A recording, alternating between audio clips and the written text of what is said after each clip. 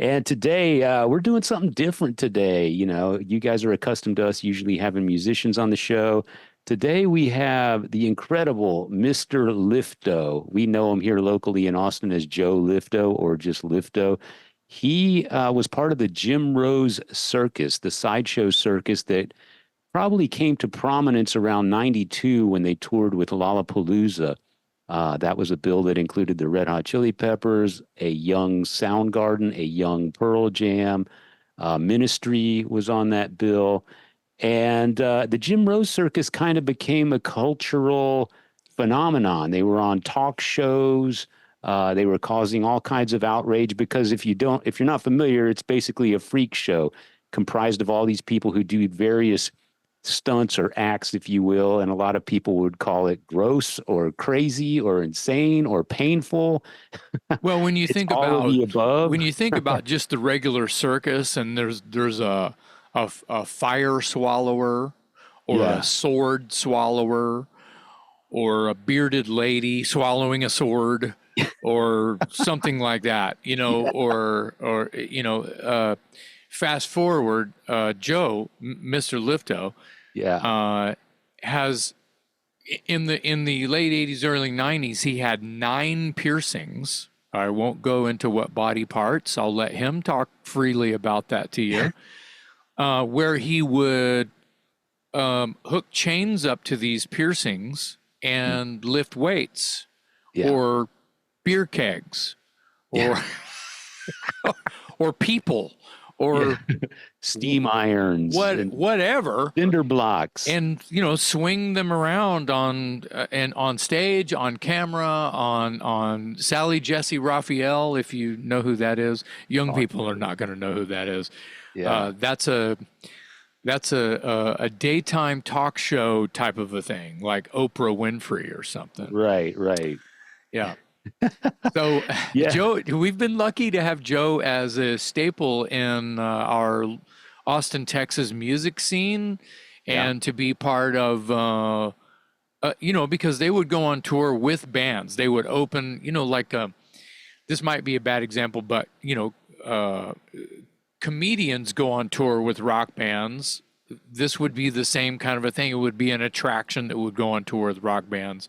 yeah, No one in the Jim Rose Circus played an instrument, but they would have background music and sound bites when they would do these feats.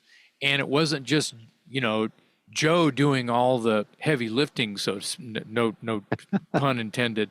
yeah. But there would be, again, sword swallowing and stunts and whatever, Hammering nails up your nose and similar to midget wrestling. I mean, it's a hardcore version of that. yeah, yeah. And So they kind of rose to prominence at the same time as the grunge movement.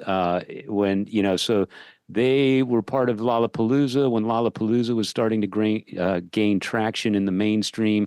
And so along with that comes the Jim Rose sideshow circus.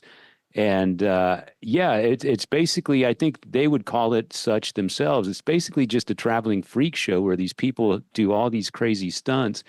There is a documentary out called Circus of the Scars, and it follows the Jim Rose Circus from their beginnings through the Lollapalooza years, I guess, and then I think it touches on the demise of the crew. But it probably worth checking out. It's on Amazon, and I think Joe said it's also on Tubi, so you can find it yeah, out there. free Uh, on Tubi, and you might have to rent it or something on Amazon. yeah, The interesting thing is, and how this sort of like bleeds over into what most of our listeners and watchers are into here at Talk Louder is of course rock bands and musicians and the scene and how it worked and what was happening and backstage and on stage, and names you'll know, yeah, Eddie Vedder, Chris Cornell, there's, Trent Reznor. It goes and goes. There's a super guest list that Joe talks about today. They were just there all the time, and being part of their act sometimes even, which is yeah, really, really great. So that means that in this documentary, you'll see Pearl Jam and Soundgarden and Red Hot Chili Peppers and and mainly the grunge era, and Mudhoney and people Mr. like Lee. this, and Nine Inch Nails and Marilyn Manson and Yeah. the like, and like early to mid '90s, what was considered the hot rock act at the time. When you say Yeah. Lollapalooza, that kind of throws Sums you it all into up. the sorts of what to expect. Yeah. Obviously, quite the colorful resume. Yeah.